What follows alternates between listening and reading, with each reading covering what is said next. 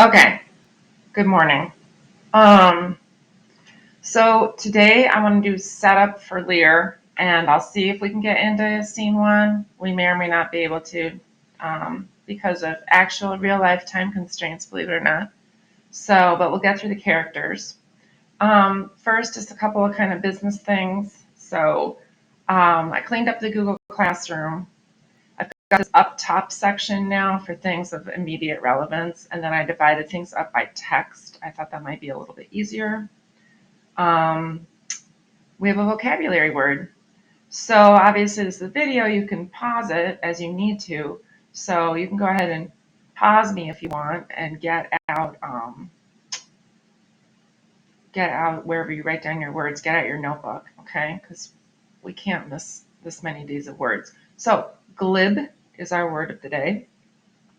Fluent, often thoughtlessly, superficially, unconstrained, usually used for either the way somebody speaks or for the actual speaker. A person can be glib, okay? Or they can speak in a glib manner. I love the glibbery root. I just think that's awesome. Glibberig. Let's bring that word back, right? Okay. Um, Again, I'm just going to keep going. You can pause it as you need to write things down. Sorry, this is going to be very low production values. All right, next up, calendar. Inevitably, I'm going to have to push things back. Okay, so as of now, ambitiously hoping we can get into scene one today. Not sure if that's going to work. I put scene one down again for tomorrow, so probably we'll just do the setup today, start scene one tomorrow. We'll see how it goes. Okay, so thank you for your flexibility. And then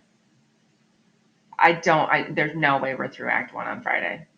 So I should be back on Tuesday, and that's when we'll really pick things up. So I'm just going to be looking ahead and seeing where there might be a little bit of flexibility in the schedule. As you will not be shocked to hear, it's a pretty packed schedule for the semester. Okay. All right. Again, pause me as you need. All right. Let's start talking about King Lear here. So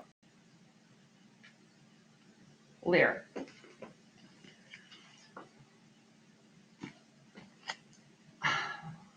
Lear is a massive mythic play, and it's performed and filmed relatively rarely. And that's partly because the content is pretty heavy, and also, frankly, partly because the central protagonist, King Lear himself, is a very old man. And as you know, age, right, doesn't sell very well in the film industry. Now, there's lots of younger characters. There is a new Lear coming out. Very excited about that, but not out yet. Um, the most recent one had Anthony Hopkins and Emma Thompson. I think it was an Amazon production, and we're going to watch some parts of it. It's okay. It's not the be all and end all. Um, Basically, if you go into the sort of canonical great British actors, they've all played Lear. Like this is a role that as those stage actors got older, everybody wanted to play. So um, I'm feeling super rusty just because of circumstances. But when I'm back, we'll watch clips from some of the different versions and compare them. Okay. The Sir Laurence Olivier one looks really dated, but it's arguably students often prefer it. We'll see. Okay. Anyway, Lear. The color's purple. Why purple? The color of royalty, right? And I think we've discussed that before. Purple dye was really rare and difficult to get, and only the highest of the high of the aristocracy could wear it. So that's why your book is purple. Okay, so let's see what else. We'll talk more about a little bit historical background. We tend to be fairly ahistorical in our approach to our text, but Lear has really important historical context. It was first performed in 1606, which was a very tumultuous year. Um, epidemics were frequent. Playhouses had to be shut down because of the plague. This was, common throughout Shakespeare's career, but definitely had an influence. There was a relatively new king. King James had ascended the throne. Queen Elizabeth had finally died after a very long reign. All right. There have been there were, when Trump was elected, many parallels drawn between him and King Lear, which may or may not be legitimate. If you're familiar with the HBO show Succession, that has parallels with King Lear, very strong parallels with King Lear. So, okay, it is something that is very much present in our culture, this play. Now, let's talk about the characters. So I'm going to try to make myself go away here. I don't know if I'll be able to get me back, but we'll try. Okay. And let's do a family tree. So get out some paper for notes. Again, pause as you need. All right, so in the center of everything, we have King Lear, obviously, right? Now, very, very important who your followers are in this play, right? Who's working for you? And King Lear has several in his retinue who matter. So one is the Fool. And the Fool, I don't know why there's that big circle. The Fool is a fascinating character. We'll be talking about him a lot. And he is, when they say the Fool, imagine like the jester outfit, the hat with a little bell on it, that kind of thing. It was very common for royalty to have sort of paid entertainers on staff who, could liven up those long evenings in the candlelight with jokes and stories and songs and dances. And in Shakespeare, the phrase "the wisdom of the fool," very Shakespearean. I don't know why I'm looking at the camera. You can't see me. I'll put my camera back on because I want to be able to talk to you. Put it over here. Because the fool can say things to the king that nobody else can say. Okay, there's a very fairy tale structure to this play in a lot of regards. So King Lear is aging, and he wants to retire essentially. And the way I'm going to do this is copy these boxes. He's got 3 kids. So, 3 daughters. Not an asset in that day and age to have that many daughters. You want sons, right? So you can pass on your property. So the oldest daughter is named Goneril, and she is married to the Duke of Albany. Duke is as high as you can get before the king. So very high ranking, that's an appropriate marriage for a princess. Goneril has a servant who's important named Oswald. And we'll talk more about his name and why it matters. Okay, so Oswald. I'm not going to beat around the bush here. Oswald, Goneril, bad, very bad, wicked. Although the Duke of Albany is actually not all bad. So we need a lot of mnemonics to remember all these names.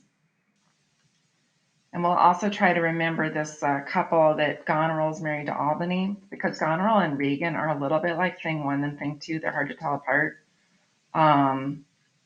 Which one's more wicked? You tell me. So remember all. Okay, that's all. And we're going to remember the name of the couple who's married to whom here. All gone. Albany, Goneril, get it? All right, daughter number 2, again, sounds like a fairy tale, right? Daughter number 2's name is Regan. Not Reagan, Regan. That's the pronunciation of her name. Regan is also married to a duke. She is married to the Duke of Cornwall.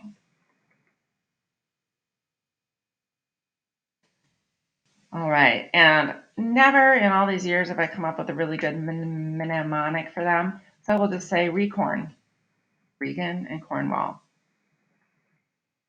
Whereas Albany is not actually all bad, Cornwall, really bad, and not a savory type. Okay, next up. Of course, it's a fairy tale, so there's threes, right? Daughter number 3.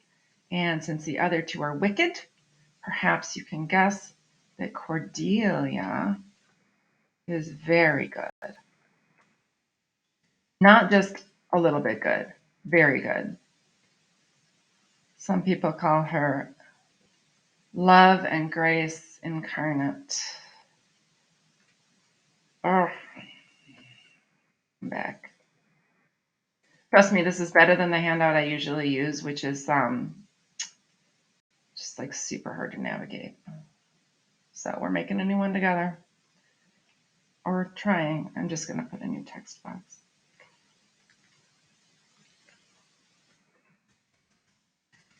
Cordelia. And think about your word roots, right? What do you think Cordelia means? What's the root there? Maybe you think of the word cœur, like if you speak French. Cordelia is heart, right? The root means heart.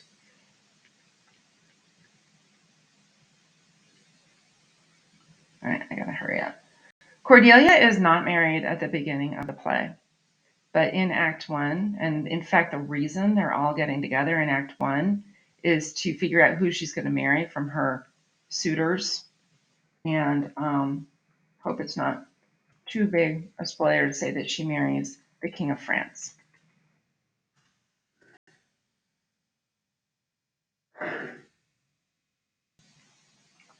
So she doesn't have any sidekicks, right? Goneril's got Oswald as a sidekick, the servant. Regan and Cornwall, it's just the 2 of them. Fool. Now, Lear has, in addition to the Fool, a couple of other really important people in this world. And one is the Earl of Kent.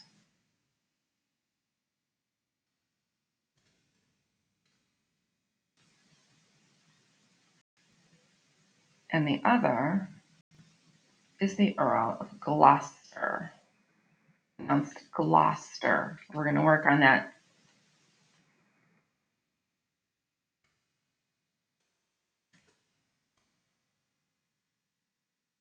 A lot of English place names and names elide consonants. They look really, really, really, really long, and then when they're pronounced, they're actually like 3 syllables, which you probably know if you, for example, follow English football, soccer. So this is pronounced Gloucester, okay? And you might even be so unfortunate as to hear another teacher pronounce it wrong. It is Gloucester, and that's Regan, not Reagan, Regan. All right, I'm just going to keep pushing that. The Earl of Gloucester has 2 sons, right? And I'm going to put them in the same text box so son number 1 is Edmund.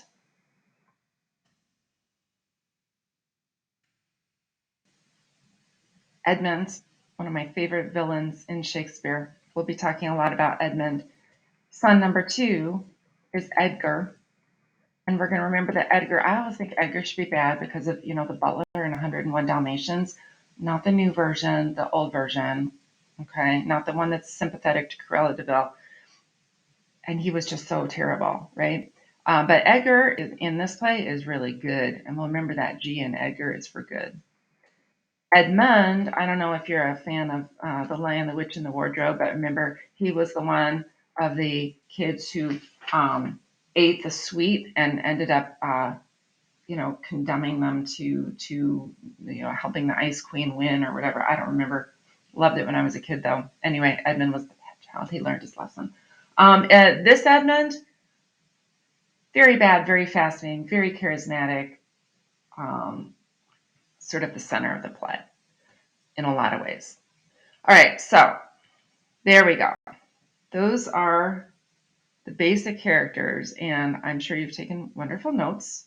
And this is going to help you keep track because, as you know, I'm sure you've had to read at least one, I hope at least two Shakespeare plays in high school. Um, Keeping track of everybody in the beginning is key. And we're going to be using film version to help, audio version to help. All right, so I'm going to pause us right there and get this uploaded for you, okay? So more to come if I have time.